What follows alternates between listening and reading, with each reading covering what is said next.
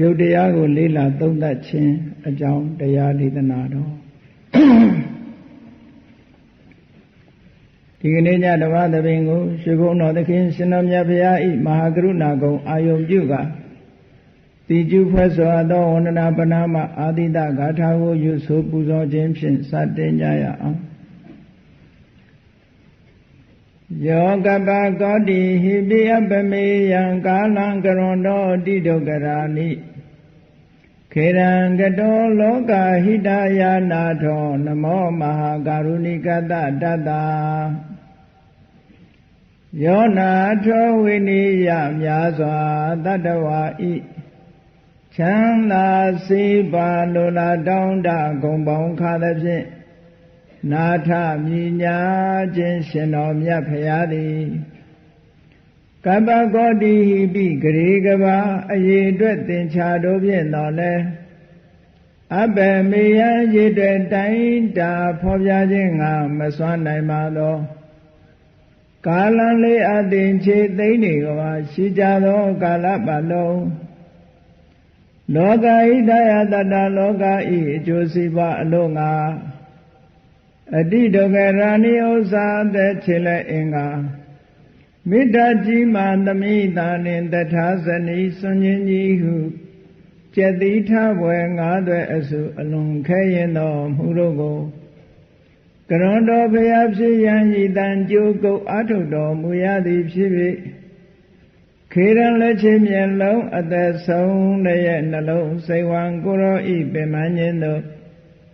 ကတောဘဝဒါနကျင့်ခံများစွာရောက်တော်မူခဲ့ရရှာလေပြီမဟာကရုဏီကတတ္တဝါများရင်ဝဲသားကဲ့သို့တနာချစ်ခင်မဟာကရုဏာရှင်ဖြစ်တော်မူသောတသနာတသဝိနိယများစွာတတ္တဝါဤချမ်းသာစီးပါလိုလားတောင်းတဂုံပေါင်းခါသဖြင့်နာထမြညာထိုရှင်တော်မြတ်ဖရာအားနမောယုတိပြောင်းပြောင်းမှန်ကိုလျော်၍ကရောယုကျူရှိခိုးခြင်းသည်အထုဘဝတုစင်စစ်မသွေဖြစ်ပါစေတည်း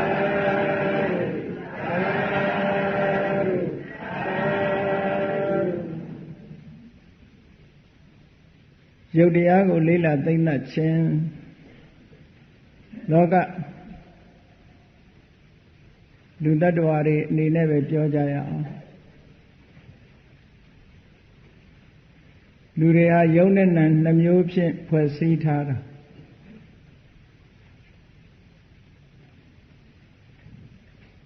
ယုတ်ဆိုတာ body ပေါ့လေနံဆိုတာ mind နဲ့ body ဒီနှစ်ခုပဲရှိတယ်လူလို့ပြောတဲ့အရာဟာဒီနှမျိုးနဲ့ဖွဲ့စည်းထားတာဖြစ်တော့ပထမဒီနှမျိုးရဲ့ခြားနာချက်ကိုအရင်သိအောင်တော့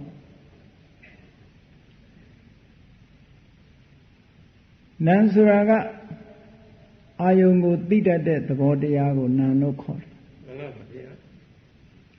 ပါဠိစာပေမှာနာမဆိုတဲ့စကားလုံးကိုဘာသာမပြန်တော့ပဲနဲ့နံလို့ဒီလိုရေးလိုက်တာ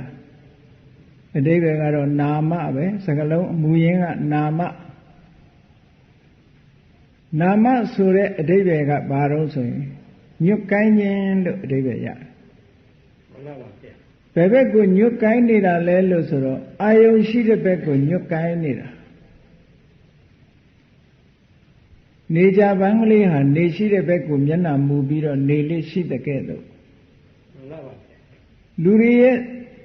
စိတ်လို့ခေါ်ရတဲ့သဘာဝတရားလူတွေရဲ့အသိစိတ်လို့ပြောရတဲ့သဘာဝတရားဟာအာယုံရှိရာကိုညွတ်နေတဲ့အမြဲတမ်းညွတ်တယ်ဆိုတာအာယုံကိုရယူနေတယ်လို့ဒီလိုပြောတာမှန်ပါပါဗျာကြည့်လေတိတ်တိတ်ဆိတ်ဆိတ်တယောက်တည်းအိမ်ထဲမှာနေတဲ့အခါမှာတနေရာကတောက်ခနဲ့လို့အတန်မကြားလိုက်နဲ့အဲ့ဒီနေရာစိတ်ရောက်မသွားဘူးလားရောက်သွားပါတယ်ဗျာဒါညွတ်သွားတယ်လို့ခေါ်တာပဲမှန်ပါပါဗျာအာယုံရှိတဲ့ဘက်ကိုစိတ်ကလေးကရောက်ပြီးတော့သွားနေတာအမြဲတမ်းအာယုံရှိတဲ့ဘက်ကိုစိတ်ကလှဲ့သွားတာနမတိတိနာမံ နမတိအာယုရှိရာသို့ကိုင်းညွတ်၍နေတတ်ဣတိထို့ကြောင့်နာမမြည်၏ဟောနန္တရားဆိုတာအာယုရှိရာကိုညွတ်သွားတဲ့သဘောတဲ့ကြည့်မျက်စိကမြင်လိုက်ရင်လည်းမြင်တဲ့အာယုဘက်ကိုစိတ်ကရောက်သွားတယ်နားကအတန်ကြားလိုက်ရင်လည်းကြားတဲ့ဘက်ကိုစိတ်ကရောက်သွားတယ်နှာခေါင်းထဲကအနံ့ကလေးတစ်ခုရရင်လည်းရတဲ့အာယုဘက်စိတ်ကရောက်သွားတယ်ဟောထို့တူပဲလျှာထဲမှာအရသာတစ်ခုခုပေါ်လာလို့ရှိရင်လည်းထိုအရသာပဲစိတ်ကရောက်သွားတယ်ခန္ဓာကိုယ်ကတစ်ခုခုထိမိလို့ရှိရင်လည်းထိုအထိအတွေ့အာယုံပေါ်မှာစိတ်ကရောက်သွားတယ်ဘယ်ဟာမှမထင်ရှားတဲ့အခါမှာအာယုံရှိရာကိုစိတ်ကလိုက်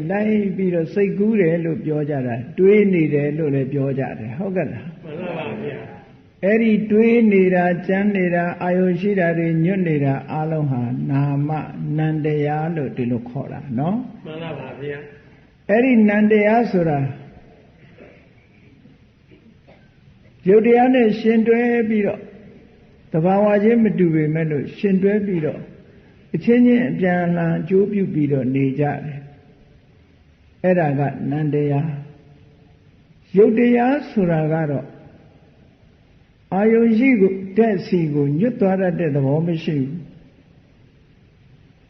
အာယုရှိတဲ့နေရာကိုသူညွတ်သွားတဲ့သဘောမရှိဘူးအာယုကိုလည်းမသိဘူးဘာမှအာယုကိုသိတာမျိုးတစ်ခုမှမရှိဘူးသိတာကစိတ်သိတာကနန္တရားအာယုကိုရယူမှုမပြုတ်တတ်တာဟာဒါယုတ်တရားလို့ခေါ်တယ်နော်မှန်ပါပါဗျာဒါကသဘာဝအနေနဲ့ကြည့်ပြောတာအာယုကိုသိတာကနန္တရားအာယုကိုမသိတာကယုတ်တရားပါဗျာယုတ်တရားဆိုပါစို့တဏှာမှာထိုင်းနေတယ်လို့ဆိုတဲ့အခါမှာကြည့်စိတ်ကလေးကသာထိုင်းနေတယ်လို့သိတာခန္ဓာကိုယ်ကြီးကငါထိုင်းနေတာပါလားလို့ယုတ်ကမသိဘူးမှန်ပါပါဗျာအဲ့ရပေါ်လဲလျောင်းနေလို့ရှိရင်လဲကြည့်အဲ့ရကငါပေါ်မှာလူတယောက်လဲလျောင်းနေတယ်လို့မသိတယ်လို့လူရဲ့ယုတ်ခန္ဓာကိုယ်ကြီးကလည်းငါသည်အဲ့ရပေါ်မှာလဲလျောင်းနေတယ်လို့မသိဘူးသိတာကနန္တရားကသိနေတာမှန်ပါပါဗျာမျက်လုံးကလည်းသူငါမြင်တယ်လို့မသိဘူးနားကလည်းငါကြားတယ်လို့မသိဘူးသိတာကနန္တရားကသိနေတာမှန်ပါပါအဲ့တော့ယုတ်တရားဆိုတာအာယုံကိုမရယူတတ်ဘူးအာယုံကိုမပြုနိုင်ဘူးအာယုံကိုမသိတတ်ဘူးလို့ဆိုတာဟာယုတ်တရားလို့သဘာဝအဖြစ်ရှင်းဥစွာဒီလိုခွဲခြားမှန်ပါပါအဲ့တော့လူတွေရဲ့ခန္ဓာကိုယ်ဟာယုတ်နဲ့နှစ်ရပ်ပေါင်းစပ်ထားတယ်အာယုံကိုရယူတတ်တဲ့သဘောကနန္တရားအာယုံကိုမသိတတ်တဲ့သဘောတရားကယုတ်တရားလို့အာယုံကိုရယူတတ်တာကနန္တရားအာယုံကိုရယူမှုမပြုတတ်တာကယုတ်တရားလို့ဒီနှစ်ရပ်ပေါင်းစပ်ပြီးတော့လူလို့ခေါ်ဆိုပြီးတော့အမည်ပညာတင်ထားကြတာသမ္မုဒိသစ္စာအနေနဲ့နော်မှန်ပါပါဗျာဒီနှစ်ခုပေါင်းစပ်နေတာကိုကြည့်ပြီးလူလို့သတ်မှတ်ထားကဲအဲ့ဒီထဲမှာဒီကနေ့ယုတ်တရားတွေအကြောင်းကိုလေ့လာကြည့်အောင်အာယုံကိုမသိတတ်ပါဘူးလို့ဆိုတဲ့ယုတ်တရားတွေလူရဲ့ယုတ်ခန္ဓာကိုယ်ကြီးယုတ်ခန္ဓာကိုယ်ကြီးဆိုတာပြောလို့အမတန်လွယ်တယ်ဘာဖြစ်လို့လဲဆိုမြင်နေရတာမြင်ရတာတော်တော်များများမြင်ရတယ်အတုံးခဲပုံတန်တန်ရှိနေတယ်ကြင်ကြည့်လို့လည်းရတယ်ဟောယုတ်ဆိုတာတချို့ယုတ်တရားကြင်ကြည့်လို့ရတယ်တချို့ယုတ်ကမြင်လို့ရတယ်တချို့ယုတ်ကနားထောင်လို့ရတယ်တချို့ယုတ်ကအရသာခံကြည့်လို့ရတယ်တချို့ကအနံ့ရှူကြည့်လို့ရတယ်ဟုတ်ကဲ့လားမှန်ပါပါဗျာအဲ့တော့ယုတ်ဆိုတာကနံလို့အတိမခက်ဖဲနဲ့ပေါ်ပေါ်လွင်လွင်ထင်ထင်ရှားရှားသိလွယ်တဲ့အရာတွေအဲ့တော့ဒီသိလွယ်တဲ့အရာတွေဟာယုတ်ခန္ဓာလို့ဆိုတဲ့လူရဲ့ခန္ဓာကြီးမှာယုတ်ပေါင်းဘလောက်စုဝေးပြီးတော့ဖွဲ့စည်းထားတာလဲလို့ဆိုတာကိုတစ်ခုချင်းတစ်ခုချင်းလေ့လာပြီးတော့ချိကြရအောင်မှန်ပါပါဗျာအဲ့ဒီလိုလေ့လာတော့မယ်ဆိုရင်ယုတ်ဆိုတဲ့စကားလုံးရဲ့အဓိပ္ပာယ်ကိုရှင်းဥစွာကြည့်ယုတ်ဆိုတဲ့စကားလုံးကရူပဆိုတဲ့ပါဠိကလာတာမြန်မာလူမျိုးတွေလည်းရူပလို့မဲ့တာရှိတာပါပဲเนาะမှန်ပါဗျာ ရူပလို့ဆိုတဲ့နေရာမှာအဓိပ္ပာယ်2မျိုးရှိတယ်လို့ဒီလိုမှတ်ရုပ်အလုံးကိုရည်ညွှန်းတဲ့အခါရူပလို့လည်းသုံးတယ်တခါတည်းမျက်စိကမြင်ရတဲ့အဆင်းအာယုံကိုလည်းရူပလို့သုံးတယ်လို့ဟောဒီ2မျိုးခွဲခြားမှတ်ထားဖို့မတူဘူးနန္တရားတွေရဲ့တရားအာယုံကိုမသိတတ်တဲ့သဘာဝအလုံးကိုလည်းရူပလို့ခေါ်တယ်မျက်စိဖြင့်မြင်ရတဲ့အဆင်းကိုလည်းရူပလို့ခေါ်တယ်တဲ့ဘာကြောင့်ရူပလို့ခေါ်ရသလဲလို့အဓိပ္ပာယ်ကိုစဉ်းကျင်စဉ်းစားကြည့်ဘာကြောင့်ရူပလို့ခေါ်သလဲလို့အဘိဓမ္မာမှာသာမဟုတ်ဘူးမြတ်စွာဘုရားကခိစနိယသုတ်တံလို့ဆိုတာတန်ယုတ်တနိကာယမှာရှိတယ်အဲ့ဒီခိစနိယသုတ်တံမှာရုပ်တည်းရဲ့အဓိပ္ပာယ်ကိုရူပခန္ဓာရဲ့အဓိပ္ပာယ်ကိုမြတ်စွာဘုရားကဖွင့်ဆိုပေးထားတယ်ကိုယ်တော်တိုင်အဓိပ္ပာယ်ဖွင့်ဆိုထားတာမှန်ပါပါကိစ္စဘိက္ခဝေဝုစ္စတိရူပံจิตသားယဟန်တို့ဘာကြောင့်ရုပ်လို့ခေါ်တာတော့တဲ့ရူပဆိုတာဘာကြောင့်ရူပလို့ခေါ်ရတာတော့ဒီစကားလုံးကိုဘာကြောင့်ဒီတဘာဝတရားတွေကိုဖော်ပြဖို့အတွက်ရူပဆိုတဲ့စကားလုံးဘာကြောင့်သုံးရတာတော့လို့ဆိုတာမြတ်စွာဘုရားကဒီမေခွန်းလေးနဲ့မေးပြီးတော့သူကဖြေတယ်မှန်ပါပါရုပ်ပတိတိခောဘိက္ခဝေတတ္တမရူပံတိဥစ္စတိจิตသားယဟန်တို့ပြောင်းလဲတတ်တဲ့သဘောရှိတယ်တဲ့ဒါကြောင့်မို့ရုပ်လို့ခေါ်တာတဲ့ဟောရုပ်ဆိုတာပြောင်းလဲတတ်တဲ့သဘောရှင်းတော့ဖောက်ပြန်တယ်ဆိုတဲ့အသုံးနဲ့သုံးတာရှိတယ်ရုပ်ဆိုတာဖောက်ပြန်တယ်မှန်ပါပါဖောက်ပြန်တယ်ဆိုတဲ့စကားလုံးသုံးလိုက်လို့ရှိရင်အဓိပ္ပာယ်ကဒီပြင်အမျိုးတွေကသုံးနေကြတာရှိသေးတယ်ဟုတ်လားမှန်ပါပါဗျာအကျင့်စာရိတ္တဖောက်ပြန်တယ်တို့ဘာတို့ကိုချင်းတရားဖောက်ပြက်တယ်တို့ဖောက်ပြန်တယ်ဆိုတာကအမျိုးမျိုးဖြစ်နေအဲ့ဒီစကားလုံးကိုဘုန်းကြီးမသုံးတော့ဘူးပြောင်းလဲတယ်ပျက်စီးတယ်ဟုတ်ကလားမှန်ပါပါဗျာရုပ်ဆိုတာပြောင်းလဲတတ်တယ်ပျက်စီးတတ်တယ်ထင်းထင်းရှားရှားပြောင်းလဲပျက်စီးတတ်တဲ့သဘာဝတရားကိုရုပ်လို့ခေါ်တယ်လို့မြတ်စွာဘုရားဒီလိုဟောတာမှန်ပါဗျာကေနရုပ္ပတိဘာတွေကြောင့်ပြောင်းတာတော့သူ့ဘာသူအလိုလျောက်ပြောင်းတာလားလို့ဆိုမဟုတ်ဘူးတဲ့အကြောင်းတရားတွေကြောင့်ပြောင်းတာဘာကြောင့်ပြောင်းလို့ဆိုရင်တိတေနပိရုပ္ပတိအေးကြောင့်လည်းပြောင်းသွားတယ်တဲ့ဟောကြည့်ကိုယ့်ရဲ့ခန္ဓာကိုယ်ရုပ်ကလေးတွေနဲ့ကြည့်ဒီပြင်ဟာတွေမကြည့်နဲ့အေးလို့ရှိရင်တစ်မျိုးဖြစ်သွားတယ်မှန်ပါပါဗျာအေးတဲ့နေလို့ရှိရင်တစ်မျိုးဖြစ်သွားတယ်နော်မှန်ပါပါဗျာကြည့်ရာသီဥတုအလွန်အေးတဲ့အရက်ဒေသကလူတွေနဲ့ပူတဲ့ဒေသကအရက်ဒေသကလူတွေနဲ့အသားရည်ချင်းတူရလားမတူပါဘူးဗျာမတူဘူးရုပ်ဆိုတာရာသီဥတုအေးခြင်းကြောင့်လဲအေးတယ်ဆိုတာအလွန်ကျွံအေးတာကိုဆိုလို့တယ်နော်မှန်ပါပါဗျာအဲ့ဒီအေးခြင်းကြောင့်လဲယုတ်တရားဟာပြောင်းလဲဖောက်ပြန်သွားတယ်ဆိုပါစို့ကြည့်လေရေလေးကငကိုယ်တော့ကအရေပျော်ဝင်နေတာအရေပျော်ဝင်နေတဲ့ရေလေးကိုရေခဲတစ်တာနဲ့ထက်ရေခဲနိုင်တဲ့အခန်းနဲ့ထည့်ထားလိုက်လို့ရှိရင်ထိုရေလေးကရေ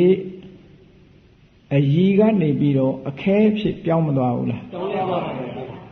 အဲ့ဒါမျိုးဆိုလို့လေနော်ပြောင်းသွားတယ်သင်္တရံပြောင်းသွားဒါကိုတိတေနပိရုပ္ပတိလို့ပြောလို့ရတာပေါ့အေးကြောင့်လည်းပြောင်းသွားကြည့်လေတချို့သိအေးတဲ့အရက်တွေမှာနေတဲ့ပုဂ္ဂိုလ်တွေဟာခန္ဓာကိုယ်မှာအကာအကွယ်တွေလုပ်ရတယ်အကာအကွယ်မလုပ်နိုင်လို့ရှိရင်နှာခေါင်းပြားလေးတွေနေရွက်ဖြားလေးတွေမဲလာအေးလောင်တယ်လို့ခေါ်တယ်အပူလောင်တယ်လို့အေးရလည်းလောင်တာမှန်ပါပါဗျာ frozen bite လို့အင်္ဂလိပ်လိုခေါ်တာ frozen bite ဆိုတာ froze ပါတိတ်ပြီးတော့ရေခဲလောက်အောင်အေးတဲ့အေးကိုပြောမှန်ပါပါအဲ့ဒီအေးရဲ့ကြိုက်တဲ့ဓာတ်ကိုခံရသည့်အတွက်ကြောင့်နှာခေါင်းပြားလေးတွေမဲသွားဧဝရတောင်တက်တဲ့ပုဂ္ဂိုလ်တွေဒါမျိုးတွေကြုံတတ်တယ်နေရဖြားလေးတွေသွေးမရောက်တဲ့အခါကျတော့ဒါလေးတွေမဲပြီးနောက်ကျရင်ပုတ်သွားတတ်တယ်မှန်ပါပါအကာအကွယ်မလုပ်လို့ရှိရင်သွေးမသွားနိုင်သည့်အတွက်ကြောင့်ဒီ ခြေပြားလက်ပြားလေးတွေကမဲပြီးပုတ်လာဒါဘယ်သူကြောင့်ပြောင်းလဲသွားတာတော့လို့ဆိုတော့အေးကြောင့်ပြောင်းလဲသွားတာတဲ့အလွန်အေးတဲ့ထဲထည့်ထားလို့ရှိရင်ရေခဲတဲ့ထဲထည့်ထားလို့ရှိရင်ဟင်းရွက်တွေလည်းတဖြည်းဖြည်းကြတော့နွမ်းသွားတာပဲမှန်ပါပါဟုတ်ကြာရှည်ခံတယ်လို့ဆိုပေမဲ့လို့လွန်ကဲလာလို့ရှိရင်တော့နွမ်းသွားတာပဲဟုတ်ကဲ့လားမှန်ပါပါဒါကြောင့်မို့လို့တိတေနပိရုပ္ပတိတဲ့အေးကြောင့်လည်းပဲဒီယုတ်ကြီးကပြောင်းလဲသွားနိုင်တယ်ပျက်စီးသွားနိုင်တယ်ပြောင်းလဲတယ်ပျက်စီးတယ်ဒါကြောင့်မို့ယုတ်လို့ခေါ်တယ်ဒါမို့အင်္ဂလိပ်လိုပြန်တဲ့အခါကျတော့ changes လို့လည်းပြန်တယ် perish လို့လည်းပြန်တယ် changes ဆိုတာပြောင်းလဲသွားတာ perish ဆိုတာပျက်စီးသွားတာဟောလူခန္ဓာကိုယ်မှာအေးနဲ့တွေ့ရင်လည်းပြောင်းလဲပျက်စီးသွားတာလွန်ကဲတဲ့ဆန့်ကျင်ဘက်အေးနဲ့တွေ့လို့ရှိရင်ပြောင်းလဲပြီးတော့ပျက်စီးသွားနိုင်တယ်ရေလေးကအခဲအဖြစ်ရောက်သွားတယ်ဟောပြောင်းလဲသွားတယ်ပြောင်းလဲသွားတာလည်းပဲရုပ်ပဲပျက်စီးသွားတာလည်းရုပ်ပဲဟောဒီလိုဆိုလို့တယ်နောက်မြတ်စွာဘုရားကဒါသိတာအောင်ဟောတာဩနေနပိရုပ္ပတိအပူနဲ့တွေ့လို့ရှိရင်လည်းပြောင်းလဲသွားနိုင်တယ်ပျက်စီးသွားနိုင်တယ်တဲ့လူရဲ့ခန္ဓာကိုယ်လည်းဒီတိုင်းပဲမီးလောင်လိုက်လို့အပူတွေ့သွားပြီတိတ်ပူတဲ့အပူနဲ့တွေ့လိုက်လို့ရှိရင်လူရဲ့ခန္ဓာကိုယ်ဟာဘယ်ခံနိုင်မလဲဟုတ်ကလားမှန်ပါပါဗျာမီးလောင်ခံရရင်မီးလောင်တဲ့နေရာဆိုမဲသွားမှာပေါ့ရေတွေကွာသွားမှာပေါ့ပြောင်းလဲသွားတယ်ပျက်စီးသွားတယ်အပူကြောင့်လည်းပြောင်းလဲပျက်စီးသွားတယ်ခုနရေလေးကိုအပူပေးလိုက်တဲ့အခါကျတော့ဘာဖြစ်သွားတော့အငွေ့ဖြစ်သွားဟောပြောင်းသွားတာအရေကနေပြီးတော့အငွေ့ဖြစ်သွားဒါဘာကြောင့်ပြောင်းတာတော့လို့ဆိုဆန့်ကျင်ဘက်အပူကြောင့်ပြောင်းတာလို့ထို့တူပဲဇိကိဆာယပိရုပ္ပတိဆာလို့ရှိရင်လည်းပြောင်းသွားတယ်ပိပတာယပိရုပ္ပတိရေငတ်လို့ရှိရင်လည်းပဲပြောင်းလဲပျက်စီးတယ်ဟောယုတ်တရားတွေကဒါလူသားတ attva တွေနဲ့ရည်ညွှန်းပြီးတော့မြတ်စွာဘုရားဒါတွေဟောတာနော်မှန်ပါပါဗျာဇိကိဆာယပိရုပ္ပတိထမင်းစားလို့လဲအလွန်စားပြီးတော့ငတ်လို့ရှိရင်ပေါ့ငတ်သွားလို့ရှိရင်ငတ်မွတ်နေတယ်ဆိုလို့ရှိရင်ပြောင်းလဲနိုင်တယ်မွတ်သိပ်တယ်ရေသိပ်စားတယ်ရေမတော့ဘူးဆိုလို့ရှိရင်လည်းပြောင်းလဲသွားတာပဲဟောပျက်စီးသွားနိုင်တယ်ရေငတ်ရင်လည်းသေတာပဲနော်အစာငတ်ရင်လည်းသေတာပဲမှန်လားပါရုပ်တရားတွေဟာပြောင်းလဲနိုင်တယ်မခံနိုင်ဘူး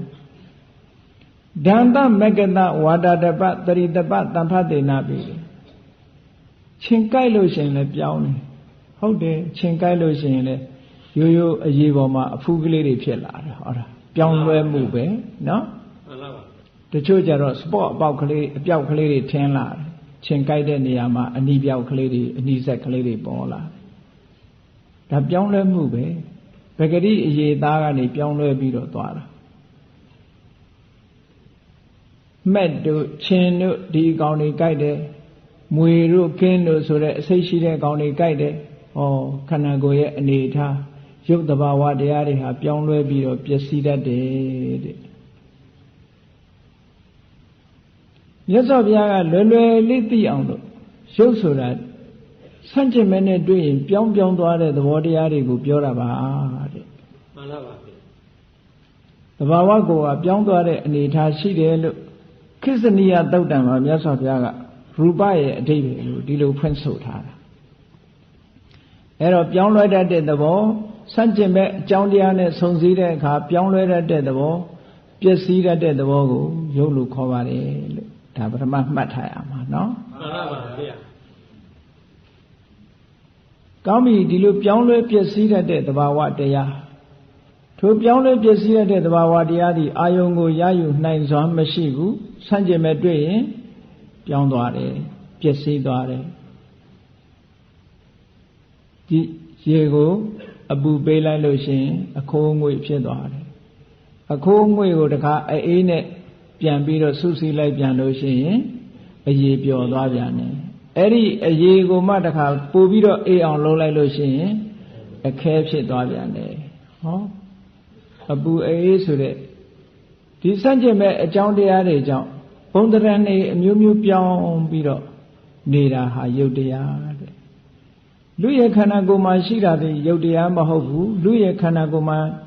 ရှိတဲ့ဟာတွေလည်းပဲဒီလိုပဲစัจจิမဲ့အပူတွေတွေ့မယ်စัจจิမဲ့အေးတွေလွန်ခဲ့တာတွေနဲ့တွေ့မယ်ဆိုရင်ပြောင်းလဲသွားနိုင်တယ်လို့ဒီလိုမှတ်ရမယ်နော်မှန်ပါပါဗျာပြင်ဘက်ဗဟိတမှာလည်းပဲထို့တူပဲဒီလိုပြောင်းလဲနေတာရုပ်ဆိုတဲ့သဘာဝတရားသည်တတ္တဝါတွေရဲ့တဏ္ဍာမှာသာရှိတာမဟုတ်ဘူးအပြင်ဩကာသလောကကြီးမှာလည်းရှိတယ်လို့ဒီလိုမှတ်မှန်ပါပါကြည့်ပန်းပွင့်ကလေးတွေကြည့်ပန်းပွင့်ကလေးဟာဖွဲ့စည်းထားတာရုပ်တတ်နဲ့ဖွဲ့စည်းထားတာပန်းပွင့်ကလေးတစ်ပွင့်မှာရုပ်ပေါင်းဘယ်လောက်ရှိတယ်လဲဆိုတာအရင်ကြည့်ပန်းပွင့်ကလေးမှာကြည့်အမာခံလေးတစ်ခုရှိတယ်မာတဲ့ပြော့တဲ့သဘောလေးနဲ့ဖွဲ့စည်းထားတာသူ့ရဲ့သဏ္ဍာန်လေးပေါ်နေတာဟာဒါအမာခံလေးပဲเนาะမှန်ပါပါဗျအဲ့ဒီအမာခံသဘောလေးပေါ်မှာဘာတွေရှိနေတုံးဆိုလို့ရှိရင်စုစည်းထားတဲ့သဘောရှိပန်းပွင့်လေးကအမှုန့်ကျိတ်လိုက်မယ်ဆိုရင်အမှုန့်ကလေးတွေမဖြစ်ဘူးလားဖြစ်ပါပါဗျဒီပန်းပွင့်လေးတွေဟာဒီလိုအလုံးကလေးဖြစ်နေတာစုစည်းထားတာမှန်ပါပါအမာခံသဘောလေးကိုပထဝီလို့ခေါ်တယ်အဲ့ဒီလိုအမုံလေးတွေကိုစုပြီးတော့ဟောဒီလိုသဏ္ဍာန်လေးဖြစ်နေအောင်လုပ်ထားတာကအာဘောကနေစုစည်းပေးထားတာတဲ့မှန်လားပါကြည့်လေမုံဖုတ်ချင်တယ်ဆိုလို့ရှိရင်ပထမဂျုံမုံနေမဟုတ်လားမှန်လားပါဗျာဂျုံမုံတွေကိုအခဲဖြစ်အောင်ဗာနဲ့လုပ်ရေလေးနဲ့လုပ်ရတယ်ဟောရေလေးနဲ့ထည့်ပြီးတော့နေလိုက်အခဲလေးဖြစ်သွားတာမဟုတ်လားမှန်လားပါဗျာဒီလိုအမုံကလေးတွေကိုဘယ်သူကစုစည်းလိုက်တာတုံးဆိုရင်ရေကစုစည်းလိုက်တာဒီတိုင်းပဲဒီပန်းပွင့်လေးဟာဒီလိုတရံလေးဖြစ်နေအောင်ဘယ်သူကစုစည်းထားတာတုံးဆိုအာဘောဆိုတဲ့ရေဓာတ်ကစုစည်းလိုက်တာတဲ့ဒီလိုတရံလေးဖြစ်လာမှန်ပါပါအဲ့ဒီတရံလေးဖြစ်နေတဲ့ပန်းပွင့်လေးဟာဒီတိုင်းတီးပြီးတော့မနေဘူးအပူအေးဆိုတာလေးတွေနဲ့တွဲနေရသည့်အတွက်ကြောင့်သူဟာလန်းဆန်းလာတယ်အေးနဲ့တွေ့ရင်လန်းဆန်းလာတယ်တဖြည်းဖြည်းရင့်လာပြီးအပူနဲ့တွေ့တဲ့အခါရင့်ရော်ပြီးတော့နွမ်းပြီးကြွေမသွားဘူးလားနောက်ဆိုတော့အဲ့ဒါကဘယ်သူကနေစွမ်းဆောင်နေတာတုံးဆိုတော့တေဇောကနေစွမ်းဆောင်နေတယ်လို့ပြောထိုပန်းပွင့်လေးဟာတဏှာထဲမှာအခုလိုစုနေအောင်ကဘယ်သူကနေပြီးတော့တွန်းအားပေးနေတယ်ဘယ်သူကနေပြီးထောက်ပံ့ထားတော့ဆိုရင်ဝါယောဆိုတာကထောက်ပံ့ထားတယ်တဲ့လှုပ်လို့ရှားလို့ရနေအောင်ထောက်ပံ့ပေးထားတယ်တကယ်ကြည့်လိုက်တော့ဓာတ်ကြီး၄ပါးပဲသူ့မှာစုစည်းထားတာနော်မှန်ပါပါဗျာအေးလူခန္ဓာကိုယ်လည်းပဲဒီတိုင်းပဲမုံတုံးကလေးတတုံးကိုပဲကြည့်မုံတုံးကလေးတတုံးဟာအတုံးလေးဖြစ်နေတာထိုအတုံးလေးပေါ်မှာဘာတွေရှိတုံးထိုအတုံးလေးဖြစ်နေအောင်ဘယ်သူကစုထားတုံးဆိုအာဘောကစုထားတယ်ထိုအတုံးလေးဟာမားလာအောင်ဘယ်သူကလှုပ်ပေးနေတုံးဆိုတေဇောကလှုပ်ပေးတယ်ဟောတဖြည်းဖြည်းမားလာထိုမားလာတဲ့ဒီလိုမာပြီးတော့ဘေးပတ်ဝန်းကျင်နဲ့မဆက်ဆံအောင်တွန်းပြီးတော့ပေးထားတာကဘယ်သူကပေးတုံးဆိုဝါယောကပေးထားတယ်အဓိကကရုပ်ထဲမှာအဓိကကဟောဒီမဟာဘုတ်၄ပါးပဲတဲ့မှန်လားပါဒါကြောင့်မို့ရုပ်အကြောင်းကိုလေ့လာမယ်ဆိုလို့ရှိရင်မြတ်စွာဘုရားသခင်ကိုရောမြတ်ကရုပ်ဆိုတာဘယ်ဟာတွေတုံးလို့မေးတော့မဟာဘူတဆိုတဲ့မဟာဘုတ်၄ပါးတနည်းအားဖြင့်ခေါ်ရင်ဓာတ်ကြီး၄ပါးမှန်ပါပါ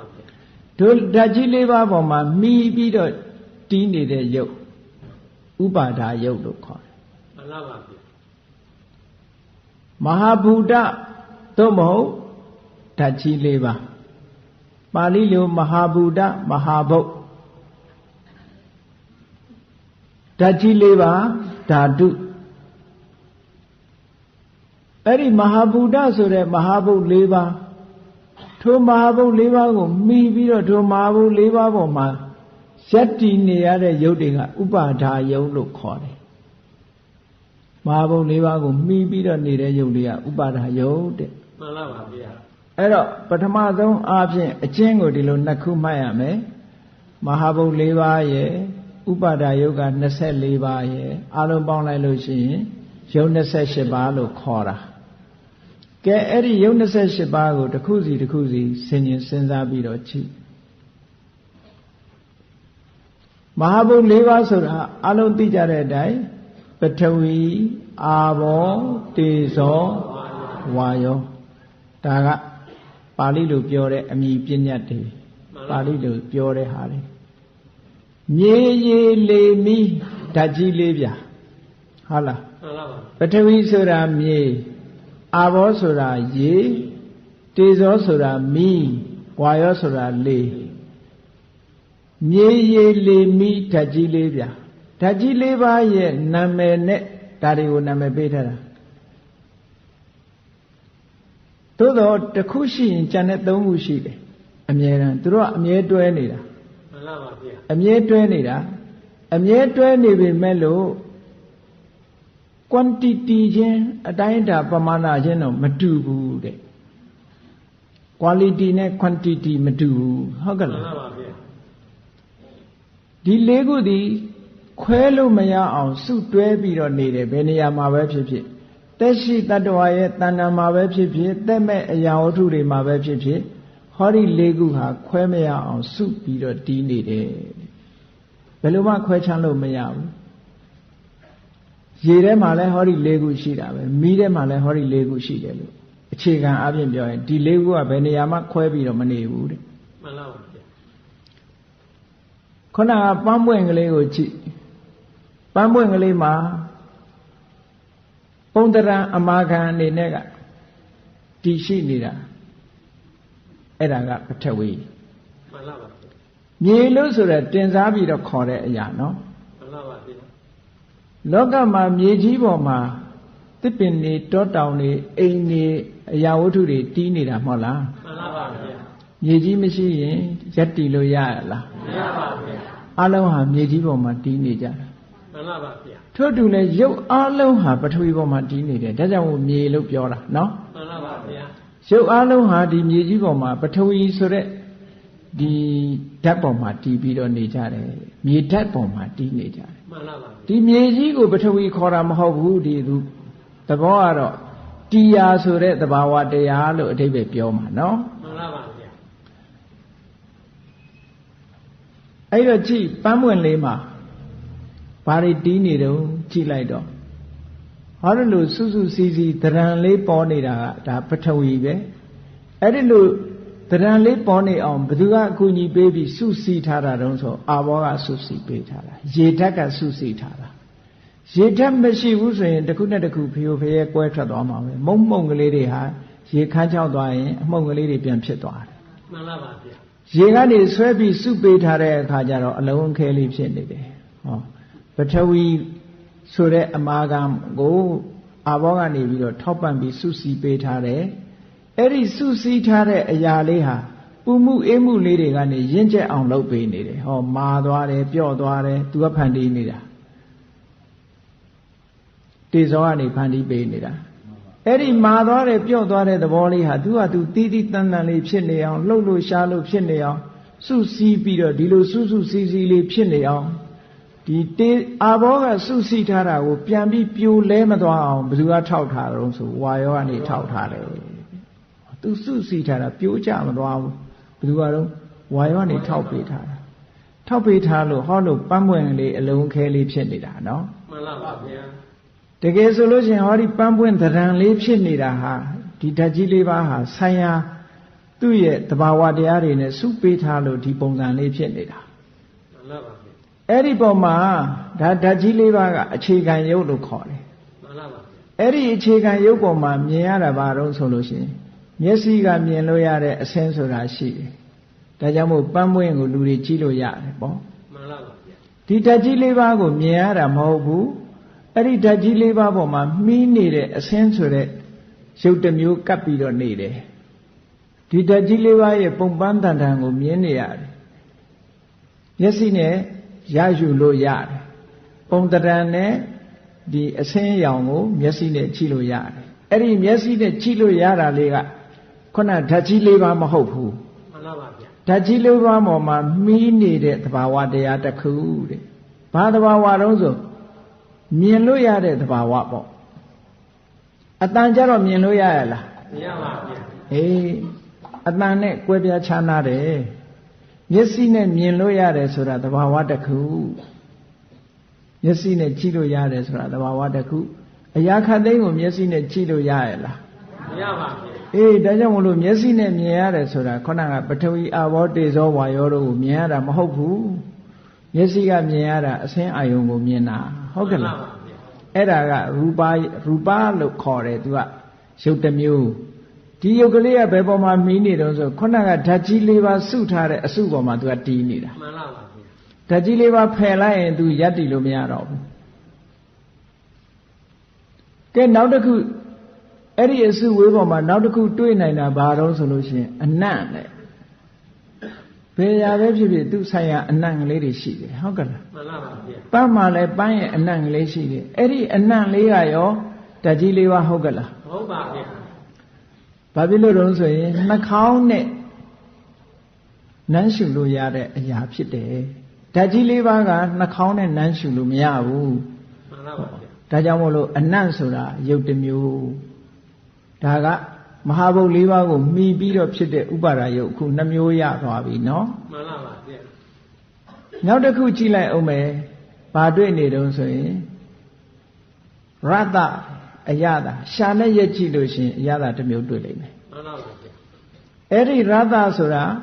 ပထဝီအာဘောတေဇောဝါယောကိုခေါ်တာမဟုတ်ဘူးအဲ့ဒီပထဝီအာဘောတေဇောဝါယောဆိုတဲ့ဓာတ်ကြီး၄ပါးပေါ်မှာတည်ပြီးတော့လျှာနဲ့ခံယူလို့ရတဲ့ဒီလျှာအသိစိတ်နဲ့ဇီဝဝိညာဉ်လို့ခေါ်တဲ့လျှာအသိစိတ်နဲ့သာသိနိုင်တဲ့အရာမျိုးဖြစ်သောကြောင့်သူကလည်းရုပ်တစ်ခုပဲမှန်ပါပါဗျာနောက်တစ်ခုကတော့မြင်လို့မရဘူးအရာခတ်သိမ်းမှာအကျိုးတစ်ခုကိုထုတ်လုပ်နိုင်တဲ့စွမ်းဆောင်ချက်တတ္တိကလေးတွေရှိတယ်ပန်းပွင့်ထဲမှာလည်းတတ္တိလေးတွေရှိတယ်ထင်ရှားတာနဲ့မထင်ရှားတာဒါပဲกว่าနော်မှန်ပါပါဗိဓာယုတ်တွေမှာစွမ်းရည်တတ္တိလေးတွေရှိတယ်အဲ့ဒီစွမ်းရည်တတ္တိလေးတွေကိုဩဇာလို့ခေါ်တယ် nutritive accent အနှစ်သာရကြည့်လေလူတွေအဲ့ဒါစားပြီးတော့အသက်ရှင်နေကြတာပဲမှန်ပါပါဗျာကစွန်းရွက်စားပြီးတော့အသက်ရှင်ရတယ်ဆန်စားပြီးတော့အသက်ရှင်ရတယ်ဂျုံစားပြီးတော့အသက်ရှင်ရတယ်အဂျုံထဲမှာပါတဲ့ဩဇာဓာတ်ဟင်းသီးရွက်တွေမှာပါနေတဲ့ဩဇာဓာတ်မှန်ပါပါဗိုက်တာမင်လို့ခေါ်ပါခေါ်ဩဇာပါဠိလိုကဩဇာအဲ့ဒီဩဇာဆိုတာလဲနေရာတကာရှိတယ်ရုပ်ထဲမှာရှိတယ်ဆိုတော့ဓာတ်ကြီး၄ပါးကိုမှီတည်ပြီးတော့နေတာအခုရုပ်၄ခုရသွားပြီမဟုတ်လားမှန်ပါပါဗျာမျက်စိနဲ့မြင်ရတဲ့အဆင်းနှာခေါင်းနဲ့နမ်းရှူရတဲ့အနံ့လျှာနဲ့တရက်ပြီးသိရတဲ့အရာသာအစီဩဇာဩဇာဆိုဒီမှာတစုံတစ်ခုကိုဖြစ်ပွားစေနိုင်တယ်ကြည့်လေဟင်းရွက်ကလေးတွေတချို့ဟင်းရွက်ကိုသွားမစားနဲ့ဝမ်းသွားတယ်မှန်ပါပါသူ့ရဲ့စွမ်းရည်တတ္တိပဲသူက effect ဖြစ်တယ်ဟုတ်ကဲ့လားမှန်ပါပါဆူလာနဖာတောက်ရင်ဘာဖြစ်တယ်ညဆူလာနဖာတို့နော်ဆူလာနဖာတောက်ပြီးတော့လူတွေအမျိုးမျိုးဖြစ်ကြတာတွေရှိတယ်မဟုတ်လားရပါတယ်ဖြစ်အခုတခါဘီဇတ်ဆိုတာလာပြန်အဲ့တော့ဒီအရွက်တွေမှာသူကသူတတ္တိလေးတွေရှိတယ်ဆိုတာသိကြတယ်လေမှန်ပါပါအစိတ်မှာလည်းအစိတ်ရဲ့တတ္တိရှိတယ်အဲ့ဒီတတ္တိကတစ်ခုခုအကျိုးတစ်ခုကိုထုတ်လုပ်တာဒါကိုဩဇာလို့ပြောတာမှန်ပါပါအကျိုးတစ်ခုကိုထုတ်လုပ်နိုင်တယ်လူရဲ့အသက်ကိုထိန်းထားတာလည်းဖြစ်နိုင်တယ်ဒီဟာကလူကိုအကျိုးပြုတာလည်းဖြစ်နိုင်တယ်အပြစ်အနာစာယောဂါကိုဖြစ်စေတတ်တာလည်းဖြစ်တယ်ဘယ်ဟာပဲဖြစ်ဖြစ်ဒီဩဇာဆိုတဲ့ဓာတ်ဟာလူကိုလည်းအကျိုးပြုတယ်လူကိုလည်းအကျိုးမပြုတာလည်းရှိတယ်ပေါ့မှန်ပါပါဗျ။ effect တစ်ခုအကျိုးတစ်ခုကိုထုတ်လုပ်တာမှန်သမျှဒါဩဇာလို့ဥဒယနန္တရံဝိပကံစနေတိတိဩဇာသူဖြစ်ပေါ်လာပြီးတဲ့နောက်မှာဆိုလို့ရှိရင် तू ကအကျိုးတစ်ခုကိုဖြစ်စီတယ်ဒါကြောင့်မို့လို့ဩဇာလို့ခေါ်တာမှန်ပါပါဗျ။အေးပေါင်းလိုက်တော့ကြည့်ဓာတ်ကြီး၄ပါးရဲ့ဓာတ်ကြီး၄ပါးကိုမှီတွဲနေတဲ့အခုပြောတဲ့ရုပ်၈ခုရဲ့ဒီ၈ခုဟာဘယ်တော့မှရုပ်၄ခုရဲ့ဒီ၈ခုဟာဘယ်တော့မှခွဲလို့မရဘူးတဲ့ခွဲလိုက်ရင်ရုပ်ကိုမဟုတ်တော့ဘူးမှန်ပါပါဗျာ တခုစီခွဲထားလိုက်လို့ရှင်ရုပ်လို့မခေါ်နိုင်တော့ဘူးပြိုကွဲသွားပြီတဘာဝပျောက်သွားပြီဟုတ်ကလားမှန်ပါပါဗျာခုခေတ်သိပ္ပံဆရာတွေပြောတယ်မော်လားရေကို H2O လို့သင်္ကေတနဲ့ပြောတယ် H2 hydrogen ကနှစ်စ 2 atoms of hydrogen hydrogen atom နှစ်ခု atom နှစ်ခုနဲ့oxygen atom တစ်ခုသုံးခုပေါင်းထားတာကို water ရေလို့ဒီလိုခေါ်တာမဟုတ်လားမှန်ပါပါဗျာတဘာဝတွေကိုပေါင်းစပ်ထားတာကိုပြောတာအဲ့ဒါလိုပဲဗုဒ္ဓအဘိဓမ္မာကြတဲ့အခါကျတော့ရေဟာရုပ်ရှိခုအပေါင်းအတန်နှစ်ခုသုံးခုတွေမကဘူးရှစ်ခုပေါင်းထားတယ်မှန်ပါပါဒါမို့ဗုဒ္ဓအဘိဓမ္မာတရားကပိုးပြီးတော့နက်နဲတယ်လို့တလို့ပြောတာဘုန်းကြီးတို့တနေ့တုန်းကဘုန်းကြီးတို့စီစာလာသင်နေတဲ့ပြင်သစ်တက္ကကြီးတယောက်ရောဘတ်လို့ခေါ်တယ်သူကဘာသာပြန်ထားတာလေးတစ်ခုကိုပြောတာအဘိဓမ္မာကို psychology in philosophy လို့ပြန်ထားတာကိုကြည့်ပြီးသူကဘာပြောတာတော့ဆိုဒီ psychology တို့ philosophy တို့ဆိုတာဟာအပေါ်ယံလေးပဲတဲ့ဗုဒ္ဓအဘိဓမ္မာကအဲ့ဒီတည်းနဲ့နဲတယ်ဟောသူကပြောတာနော် psychology တို့ဒီ philosophy လို့မပြန်တိုက်ဘူးတဲ့ psychology ဆိုတာဘာမှတကယ်လေးနဲ့တာမဟုတ်ဘူးတဲ့ philosophy ကလည်းတလောက်မလေးနဲ့ဘူးတဲ့ဗုဒ္ဓအဘိဓမ္မာကအဲ့ဒီတည်းနဲ့နဲတယ်တဲ့ဒါတဏိကမှာလည်းဘုန်းကြီးစီလာသွားတဲ့ Robert ဆိုတဲ့ပြင်သစ်လူမျိုးကပြောသွားတဲ့စကားတည်းမှန်ပါပါဗျာကြည့်အဲ့ဒီမှာဗုဒ္ဓအဘိဓမ္မာကသူတို့မတွေ့သေးတာတွေကိုမြတ်စွာဘုရားကနှစ်ပေါင်း2500ကျော်ကလေးကဟောဒီယုတ်တရားတွေကိုအသေးစိတ်ဟောနေပြီနော်မှန်ပါပါဗျာကြည့်အသေးဆုံးယုတ်ကလေး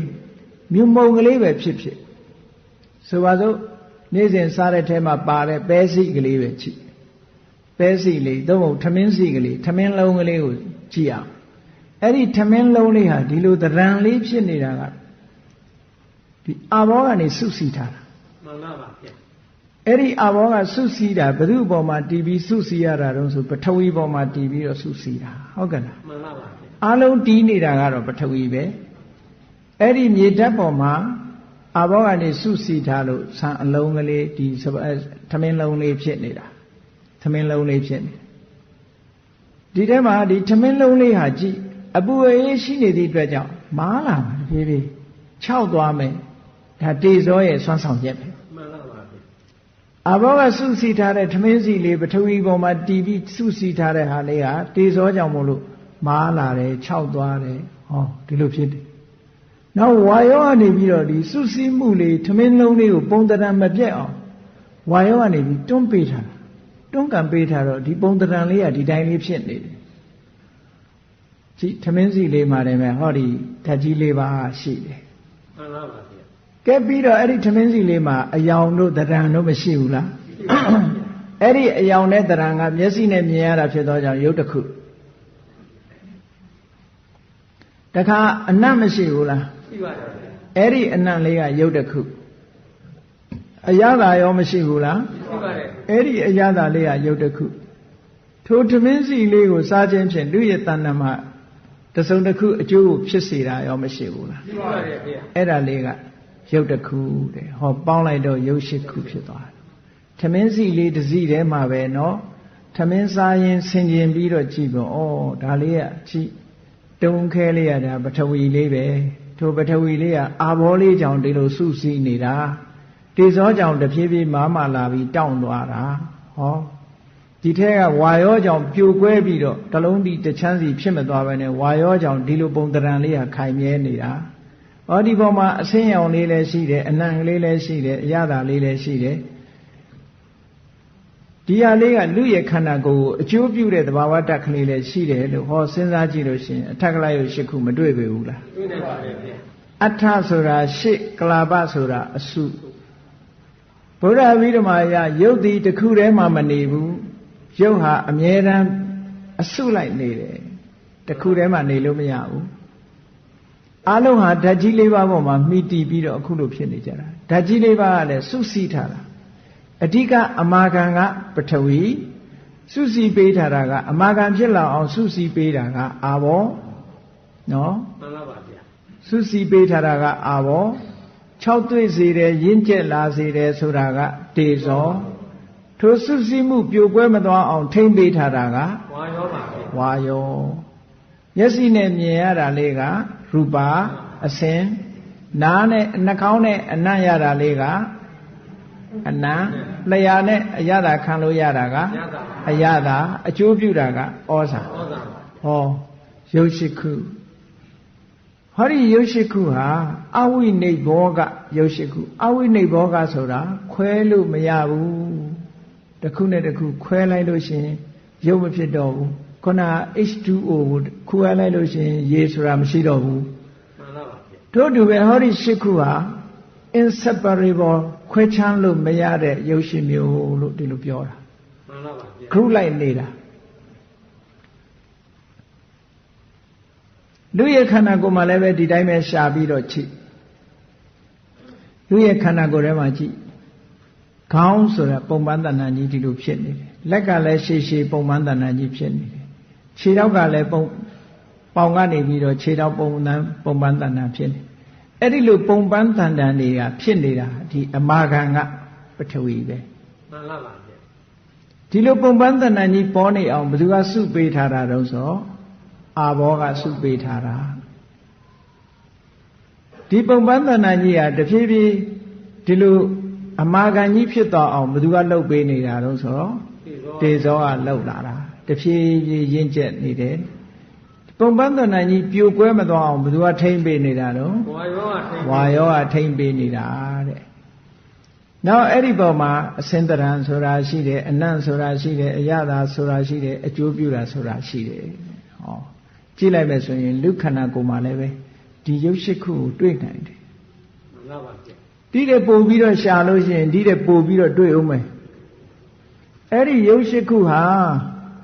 ဘာကြောင့်နေဖြစ်နိုင်တုံးလို့ဆိုတော့အကြောင်းရှာကြည့်လိုက်လို့ရှိရင်တချို့ရှိခုကကမ်းကြောင့်ဖြစ်တာပထဝီအာဘောတေဇောဝါယောရူပ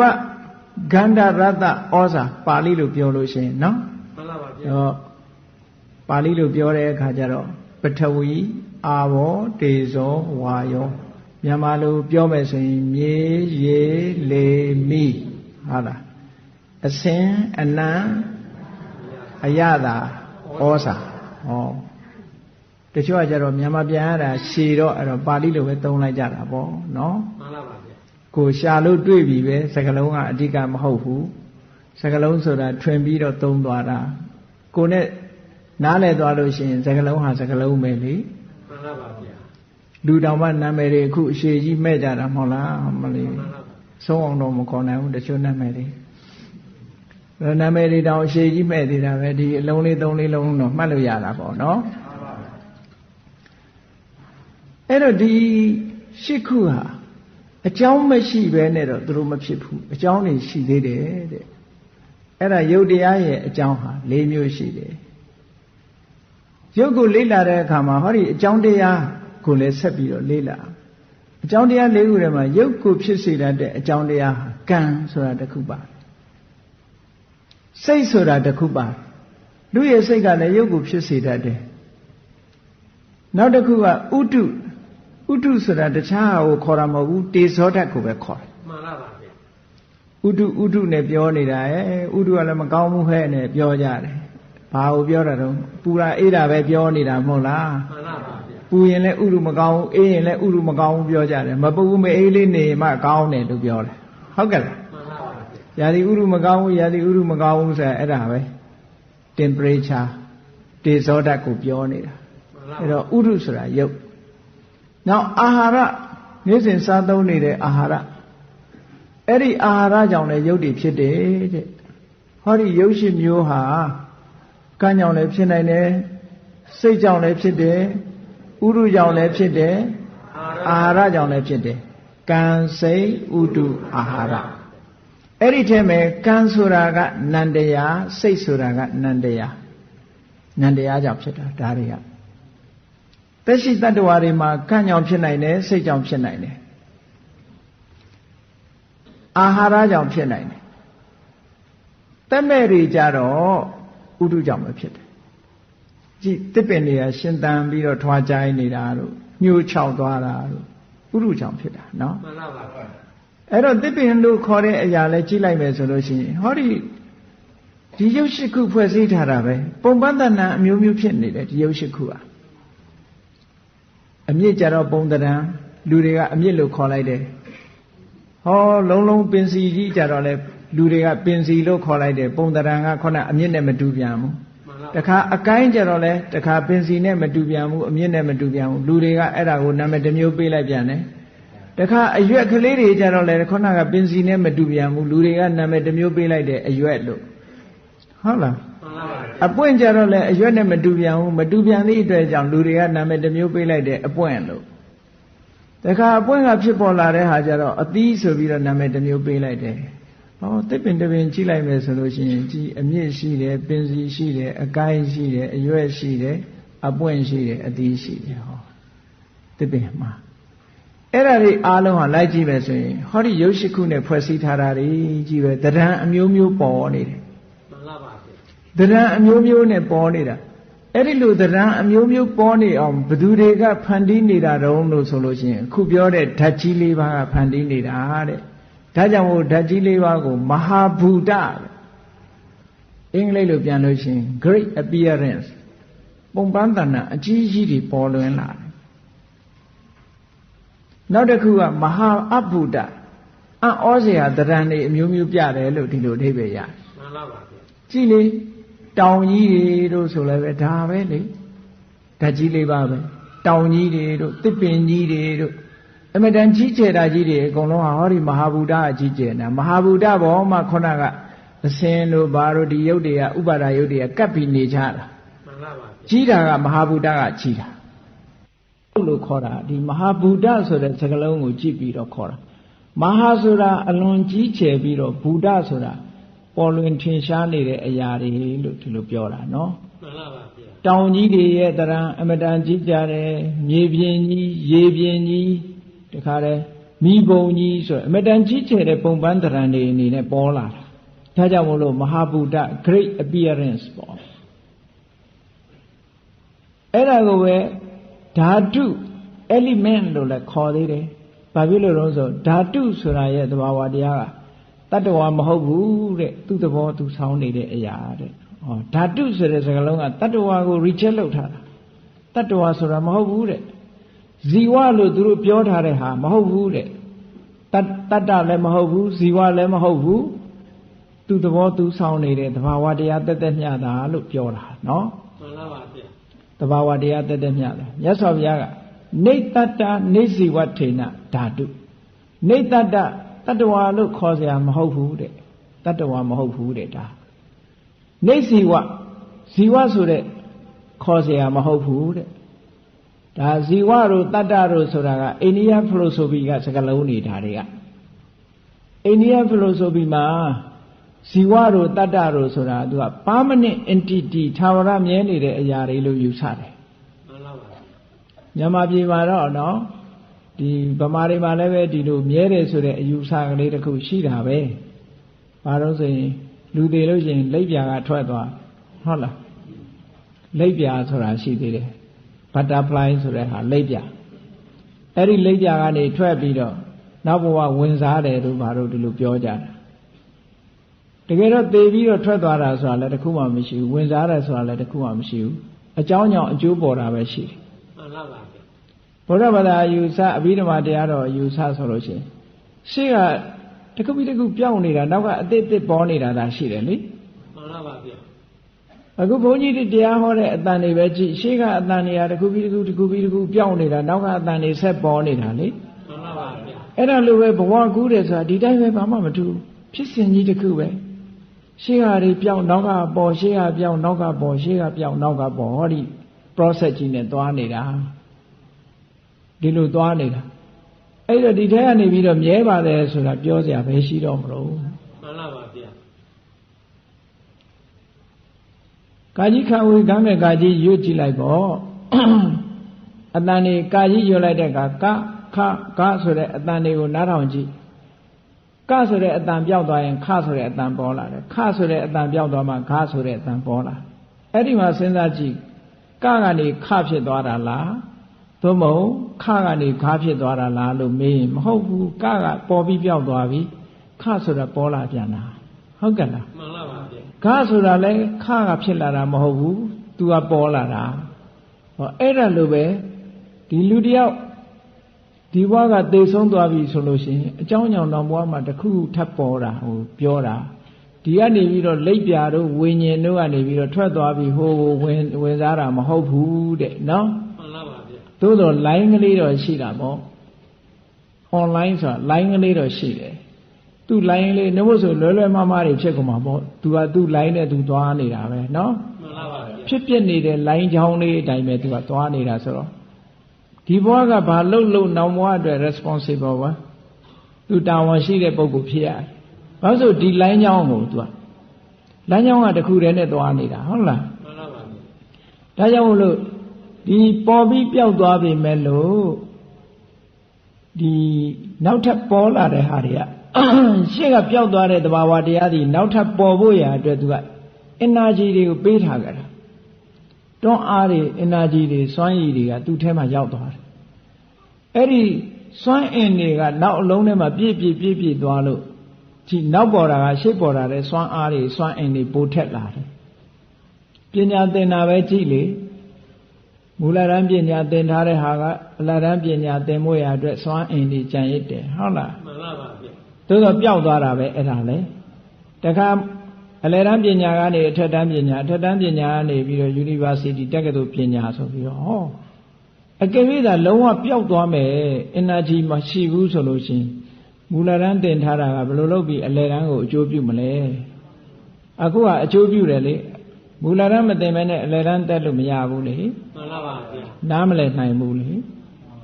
အေးဒါကြောင့်မို့လို့ဒါတွေကပျောက်သွားတာတော့ဟုတ်တယ်လုံးဝပျောက်သွားတာတော့မဟုတ်ဘူးတဲ့ energy လေးတွေပေးထားခဲ့တယ်နောက်ဟာဒါကြောင့်မို့လို့ဖရာအလောင်းတော်သူမိတာဘဝကပါရမီဖြည့်တာဂေါရမဖရာလက်ထက်ကျပါဖက်ဖြစ်တာပေါ့မှန်ပါပါဗျာအနုဆိုရင်ဘယ်ပါဖက်ဖြစ်မလဲကိုယ် line လေးနဲ့ကိုကတော့ရှိတယ်သို့တော့အဲ့ဒီ line ထဲမှာမြဲနေတဲ့အရာရှိလားဆိုမရှိဘူးအကြောင်းကျိုးဆက်ပြီးတဘာဝတရားဟာတစ်ခုဖြစ်နဲ့အဲ့ဒီပုံစံနဲ့သွားနေတာတဲ့တန်တရားထဲမှာအဲ့ဒီပုံစံနဲ့ပဲသွားနေတယ်အကြောင်းတရားကိုမှီတည်ပြီးတော့ဖြစ်ပြီးသွားနေကြတာအေးကောင်းပြီမဟာဗုဒ္ဓတွေလူရဲ့ခန္ဓာကိုယ်ထဲမှာနည်းနည်းလောက်ရှာကြည့်အောင်လူရဲ့ခန္ဓာကိုယ်ထဲမှာကြည့်အယိုးဆိုတာရှိတယ်အဲ့ဒီအယိုးပေါ်မှာ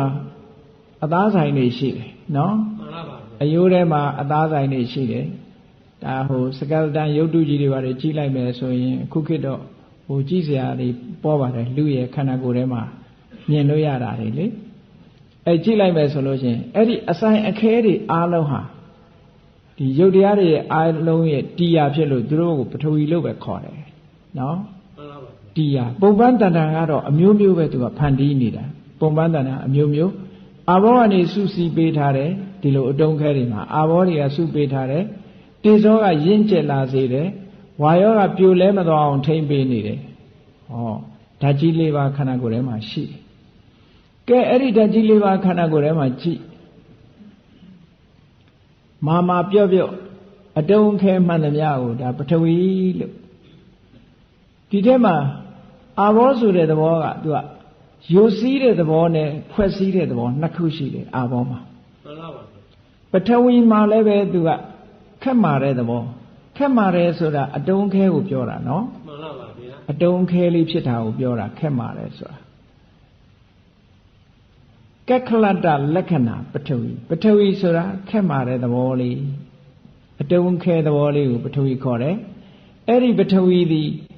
ပဋိဌာနရတကျန်တဲ့ယုတ်တရားတွေအလုံးရဲ့မိရာသူကအခြေခံလောကမှာပဂရိမြေကြီးသည်တောတောင်ရေမြေအင်္ဂေဟာအပေါင်းတို့ရဲ့မိရာဖြစ်တယ်လို့ပဲဒီအတုံးခဲလေးဟာရုပ်အလုံးဟာဒီပေါ်မှာမိနေကြရတယ်နော်ပဋိဌာနရတတံပဋိသနပစ္စုပ္ပထာနာအရာရာဒီရုပ်တွေမှန်သမျှပထဝီပေါ်မှာတည်နေကြတာမို့ပထဝီကတောင့်ခံထားတယ်လို့ဒီလိုပြောတာကြည့်လေမုံတုံးလေးပဲကြည့်အောင်တော့ဒီလိုအတုံးလေးဖြစ်နေတဲ့ထဲမှာဒီအတုံးပေါ်မှာစူးစီးထားတဲ့ အာဘောဆိုတဲ့သဘောလည်းရှိတယ်ရင်းဆက်လာစေတဲ့တေဇောဆိုတဲ့သဘောလည်းရှိတယ်ပြိုကွဲမတော့အောင်ထိန်းထားတဲ့ဝါယောဆိုတာလည်းဒီပေါ်မှာရှိနေတယ်ဟုတ်ကဲ့လားမှန်ပါပါဗျာအေးဒါကြောင့်မို့လို့ပထဝီဆိုတဲ့မြေဓာတ်ရဲ့သဘာဝသည်အတုံးခဲခန္ဓာကိုယ်ထဲမှာကြည်အတုံးခဲဖြစ်နေတဲ့သမျှအမှန်သမျှဟာအကုန်လုံးပထဝီဓာတ်ရှိနေတဲ့အရာတွေတဲ့နောက်ခန္ဓာကိုယ်ထဲမှာကြည်အရေးသဘောတွေမရှိဘူးလားရှိပါရဲ့ခန္ဓာကိုယ်ထဲမှာမျက်လုံးကထွက်ထားတော့မျက်ရည်တဲ့နော်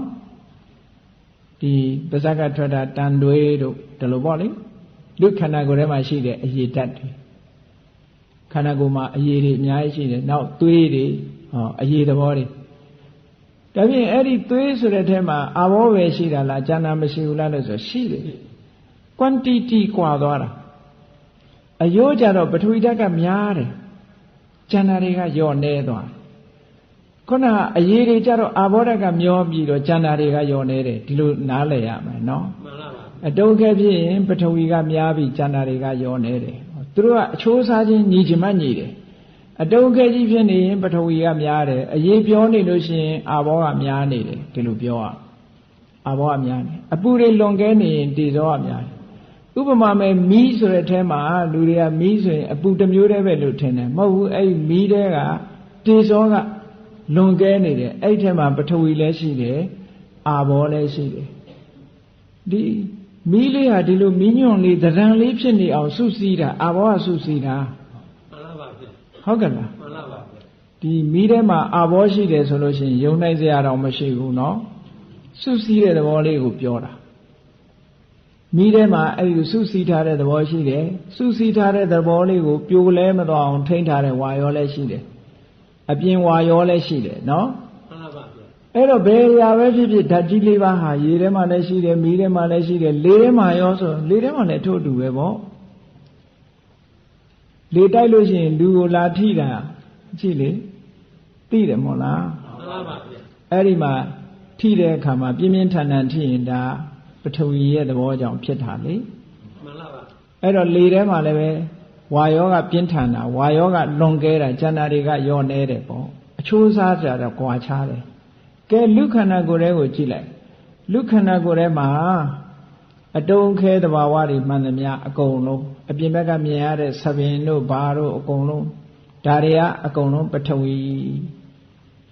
အမာခံယုတ်တွေလို့အဓိကထားပြီးတော့ပြောတာအဲ့ဒီပထဝီလို့ဆိုတဲ့ထဲမှာယုတ်၈ခုလို့ဒီလိုပဲမှတ်ရမယ်ဘယ်နေရာပဲဖြစ်ဖြစ်ယုတ်၈ခုရှိတယ်နော်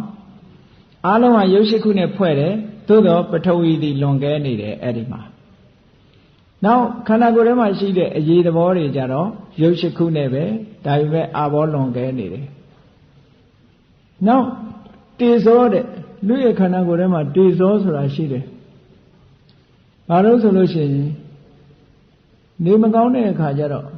လူရဲ့ခန္ဓာကိုယ်ပူးမလာဘူးလားပူလာပါတယ်ဗျာဒီ temperature ဆိုတာသာမိုမီတာနဲ့တိုင်းလိုက်တဲ့အခါကျတော့ရှိရမယ့်အပူတဲ့ပို့ပြီးတော့ပူလာတယ်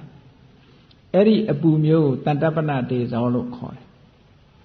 အပူတစ်မျိုးရှိတယ်လူရဲ့ခန္ဓာကိုယ်ထဲမှာနော်မှန်ပါဗျာ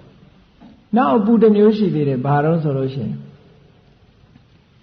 ဇီရဏကတေဇောတဲ့လူဟာကလေးလေးကနေပြီးတော့တဖြည်းဖြည်းကလေးလေးတုန်းကအသားရည်နဲ့နည်းနည်းအရွယ်ရလာတဲ့အသားရည်တူသေးလားမတူပါဘူးဗျာတဖြည်းဖြည်းကြမ်းကြမ်းလာတယ်ရင့်ရင်လာတယ်ဟုတ်လားမှန်ပါပါဗျာမွေးစားကလေးလေးရဲ့အသားလေးကနုဖတ်ဖတ်ကလေးတဖြည်းဖြည်းကြမ်းလာတာဘသူကတည်းကြမ်းအောင်လုပ်နေတာလို့ဆိုတေဇောအဲ့ဒါဇီရဏကတေဇောလို့ခေါ်တယ်အဲ့ဒီတေဇောကပထမရင့်အောင်လုပ်တယ်နောက်ကြလို့ရှိရင်ရင့်ရာကနေအရင်လွန်လာတော့မှဲ့လာတယ်ကြည့်ခေါင်းပေါ်ကသပင်လေးတွေဖြူလာတယ်သွားတွေကျိုးကုန်တယ်ပရည်တွေတွန့်ကုန်တယ်သူကနေလှုပ်နေတာနော်မှန်ပါပါဗျာအဲ့ဒီတေဇောကနေလောင်းနေတာအမြဲတမ်းလောင်းနေလို့လူရဲ့ခန္ဓာကိုယ်သည်ရင့်ရောပြီးတော့အိုမင်းလာတာမှန်ပါအဲ့ဒါကဇီရဏကတေဇောတဲ့တေဇောနှစ်ခုရှိသွားပြီနော်မှန်ပါပါပထမတေဇောကတန်တပ္ပနတေဇောလို့ခေါ်တယ်လူရဲ့ခန္ဓာကိုယ်မှာနေမကောင်းထိုင်မသာဖြစ်တဲ့အခါအဖျားဖြားတဲ့အခါမှာပူလောင်တဲ့အပူမျိုးအဲ့ဒါဘာကြောင့်ဖြစ်တော့ဆိုရင်မတည့်တာစားရင်လည်းဖြစ်တယ်မတည့်တဲ့ဥရုနဲ့တွေ့ရင်လည်းဖြစ်တယ်ဟုတ်လားခန္ဓာကိုယ်မှာခုခေတ်လို့ဆိုရင်ပိုးကြောင့်လည်းဖြစ်တယ်ပေါ့နော်ဗိုင်းရပ်စ်ပိုးကြောင့်လည်းဖြစ်တယ်ပေါ့တ တန်တပနာတေဇောတဲ့ဇေရဏကတေဇောနောက်တစ်ခုတေဇောတစ်ခုကဘာလို့ဆိုလို့ရှိရင်စားလိုက်တဲ့အစာအာဟာရတွေဟာဝန်းထဲမှာကြည်ညက်သွားချက်ထားသလိုကြည်သွားတာဟုတ်လားမှန်ပါပါလုံးဝကိုခွဲခြားလို့မရအောင်စားတော့ကတော့အမျိုးစုံစားတာပဲလေ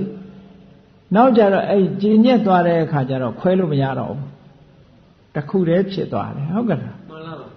အဲ့ဒီလိုဖြစ်သွားအောင်ဘယ်အပူကနေလှုပ်တာတော့ဆိုပါစကတေဇောလို့ခေါ်တယ်အဲ့ဒီပါစကတေဇောကြတော့ကန့်ညောင်ဖြစ်တာ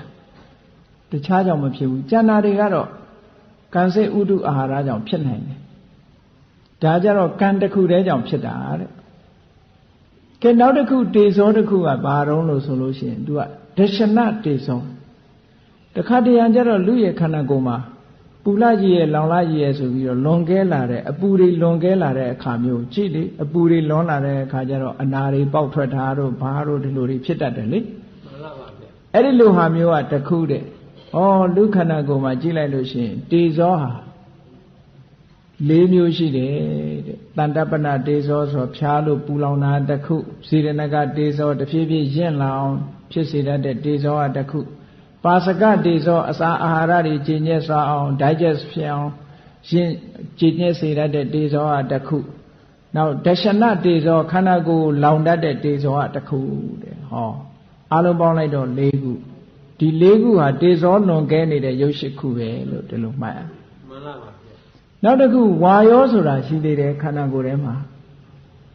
ဝါယောဆိုတာကဲအလွယ်တကူစပြီးတော့ကြည့်မယ်ဆိုရင်24နာရီပတ်လုံးလူတွေကအသက်ရှူနေကြတာရှိတယ်မဟုတ်လားမှန်ပါပါအဲ့ဒီအသက်ရှူနေတဲ့ဒီလေကြတော့စိတ်ကြောင့်ဖြစ်တာတဲ့အကြောင်းတရားကစိတ်ပဲတခြားအရာကြောင့်ဖြစ်တာမဟုတ်ဘူးဒီထွက်လေဝင်လေဟာစိတ်ကြောင့်ဖြစ်နေတာထွက်လေဝင်လေရပ်သွားလို့ရှိရင်ဟောဒီစိတ်အားနေသွားတာလို့ပြောအောင်ထွက်လေဝင်လေထုတ်လုံးနိုင်လောက်အောင်စွမ်းအားတတ္တိမရှိဘူးဆိုရင်ရပ်သွားနောက်စတုထဇံတို့ဘာလို့တမာရီသိကောင်းသွားပြီးတော့စတုထဇံအဆင့်ထိရောက်သွားရင်လည်းထွက်လေဝင်လေရပ်သွားဟောထွက်လေဝင်လေတွေရပ်သွားတတ်တယ်ဒါကြောင့်မို့လို့ထွက်လေဝင်လေထွက်သက်ဝင်သက်ဟာဒီလေဟာစိတ်ကြောင့်ဖြစ်တာတဲ့စိတ်ကြောင့်ဖြစ်တဲ့ဝါယောဒါတစ်ခုခန္ဓာကိုယ်ထဲမှာနောက်တစ်ဖန်တခါတခါလူတွေလေတက်တယ်မဟုတ်လားမှန်ပါပါဗျာအထက်သို့ဆန်တဲ့လေကတစ်မျိုးရှိတယ်အောက်သို့စုံတဲ့လေကလည်းတစ်မျိုးရှိတယ်ဥထဲမှာဘိုက်ထဲမှာဝမ်းဘိုက်ထဲမှာရှိတဲ့လေကတစ်မျိုးဥတွေထဲမှာရှိနေတဲ့လေကတစ်မျိုးခန္ဓာကိုယ်ထဲမှာလှဲ့လှဲ့သွားနေတဲ့လေကတစ်မျိုးတဲ့ကြည့်သွေးတွေဟာဒီခန္ဓာကိုယ်တစ်ခုလုံးကိုလဲပတ်နေတာနှလုံးရဲ့ညှစ်အားကိုကြည့်ပြီးတော့နှလုံးညှစ်အားနဲ့ဟောဒီဝါယောဓာတ်ရဲ့စွမ်းအားနဲ့ဒီခန္ဓာကိုယ်တစ်ခုလုံးကိုသွေးတွေကလဲပတ်နေတာပေါင်းလိုက်တော့လေ6မျိုးလို့ဆိုလိုတယ်နော်အထက်သို့ဆန်တက်တဲ့လေအောက်သို့စုံတဲ့လေဝမ်း၌တည်သောလေဥ၌တည်သောလေအင်္ဂါကြီးငယ်လျှောက်တဲ့လေခေါဏကအတ္တတပတ္တတထွက်တဲ့ဝင်တဲ့လေလို့ဆိုဟောလေ6မျိုးအဲ့ဒီလေ6မျိုးကလည်းခန္ဓာကိုယ်ထဲမှာရှိတော့ဒါဝါယောဓာတ်လွန်ကဲနေတဲ့ဓာတ်7ပါးပဲလို့ကဲခန္ဓာကိုယ်ကြီးမှာလိုက်ပြီးတော့ရှာကြည့်လိုက်လို့ရှိရင်ဒီသဘာဝတရားကလွဲတာရှိသေးရဲ့လားရှိပါဗျာမရှိတော့ဘူးဒါကြောင့်မို့လို့ဓာတ်ကြီး၄ပါးဓာတ်ကြီး၄ပါးကိုမိပြီးတော့ဖြစ်နေတဲ့ရုပ်၄ခုအလုံးရုပ်ပေါင်းလိုက်တဲ့အခါရုပ်၈ခုဒီကနေ့ရုပ်၈ခုကိုလေ့လာရပြီနောက်ဒီတွေထူးခြားတဲ့ရုပ်ကလေးတွေရှိသေးတယ်အဲ့ဒီရုပ်တွေကိုနောက်ရကြတော့ဆက်ပြီးတော့ဟောကြရအောင်ဒီကနေ့တော့ဟောဒီရုပ်၈ခုကိုမှတ်ထားကြပြီတော့နော်မှန်ပါပါဗျာဘုရားမြတ်စွာဟောကြားတော်မူခဲ့တဲ့ပြောင်းလဲသွားရတဲ့သဘောပျက်စီးသွားရတဲ့သဘောဟာရုပ်ထိုရုပ်တရားဟာအမာခံအဖြစ်ရှိပြီးတော့နေတယ်ထိုရုပ်တရားသည်အာယုံကိုရယူနိုင်ခြင်းမရှိဘူးထိုရုပ်တရားသည်နာညောင်းလည်းဖြစ်တယ်ကန့်ညောင်းလည်းဖြစ်တယ်စိတ်ကြောင့်လည်းဖြစ်တယ်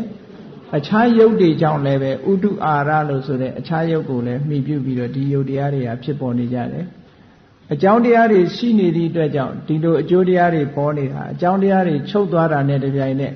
သူတို့ဟာယတ္တိနိုင်ခြင်းမရှိဘူးဆိုတာကိုမိမိတို့ရဲ့ရုပ်ခန္ဓာကိုယ်ကြီးကိုအာယုံပြုပြီးတတိတံဝေကတရားပွားများနိုင်ကြပါစေကုန်သတည်းသာဓုသာဓု ကေမေတ္တာပို့ရတတ္တဝါများစွာဘေးရန်ကွာချမ်းသာကြပါစေမေတ္တာရေချမ်းသွန်ငါဖြန်းငြိမ်းချမ်းကြပါစေသက်ရှိချမ်းသာစိတ်ချမ်းသာတို့ရဆန္ဒပြည့်ပါစေဓမ္မောဒရံပိဝိတဝါနဝိသာသဗ္ဗေသမှုဟတာအာဇရမရာတိတိဘာဝနိဗ္ဗာနံယန္တုတာရောဓမ္မောဒရံလောဘဒေါသမောဟစိတ်တောက်ကင်းပြောက်ကြည်တရားစေကိုပိဝိတဝါဝန္တာရှင်ပြတောက်ကြရနာကြရကုန်သောကြောင့်ဝိသာသဗ္ဗေပူဇာညစ်နောက်ကိလေသာစိတ်တောက်ဟုသမျှတို့သည်သမုဒ္ဒပိဉ္စပဲတွင်ရေမတင်တဲ့ကဲ့သို့ကင်းစင်တွင်ပြောင်းပေမရအောင်ပယ်ဖြောင်းအကုန်သည်ဟွန်တုစင်စစ်မသွေဖြစ်ကြပါစေကုန်သတည်းအာဇရမရံအိုခြင်းလဲကွာနာခြင်းလဲကင်းသေးခြင်းလဲရှင်းထသောတိတိဘာဝကိလေသာဟုပုခသိင်ကင်းခြင်းရာအစစ်ဖြစ်ပေထသောနိဗ္ဗာန်နိဗ္ဗာန်ဟုခေါ်ဤမြို့တော်သို့သာရောတရားချစ်ခင်စိတ်ကောင်းဝိညာသူတော်စင်များတို့သည်ယန္တုပါရမီအဆင့်ဆင့်မြင့်နေမြင်၍မလင့်ပုံသေးဆက်ရောက်တော်မူကြပါစေကုန်သတည်း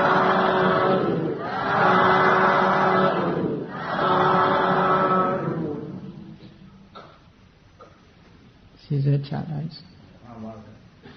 အရှင်ဘုရားဘုရားတပည့်တော်တို့သည်ဓမ္မအတိညာရရှိစေရန်ရှိတန်ကြလျက်ဓမ္မသဘင်ဆင်ကျင်ပပြုလုပ်ကြ၍ဓမ္မဒါနအမတဒါနတရားအတူတော်ကိုပေးလူကြပါကုန်၏တရားတော်ကိုရိုသေစွာနာယူကြပါကုန်၏ဓာတပဝတ္ထုအစုစုတို့ဖြင့်ပေးလူပူဇော်ကြပါကုန်၏ယနေ့ယခုအာထုပြုလို့ရသောဓမ္မဒေသနာဓမ္မတဝနာဓမ္မဒါနာဓမ္မပူဇာကုသိုလ်စေရနာအဖျားပြာတို့ကြောင့်ဓမ္မအတိဉာဏ်ကိုရရှိကြပြီလင်ဒုက္ခခတ်သိချုပ်ငြိမ်းရာမှယနိဗ္ဗာန်သို့သင်မြန်သောစွာဆက်ရောက်ကြရပါလိုကုန်၏ဤကောင်းမှု၏အဖို့ဘာကကိုအမိအဖအဖိုးအဖွာဆရာသမားမှစ၍ကဘာသူကဘာသာလူနတ်မြမတတ္တဝါများတို့အားအမြအမြဝေငှပါကုန်၏ကုသိုလ်အမြကိုယ်စီရကြကုန်သည်ဖြစ်၍ကိုယ်စိတ်နှဖျားချမ်းသာကြသည်ဖြစ်ကြပါစေကုန်သတည်းအာလုံးကြာကြာသမျှအမြအမြအမြပြုတော်မူကြပါကုန်သောအာသုအာသုအာသုအာလုံးကြာကြာသမျှအမြအမြအမြပြုတော်မူကြပါကုန်သောအာသုအာသုသာဓုအလုံးကြာကြာသမျှမြတ်မြတ်မြတ် တော်မူကြပါကုန်တော်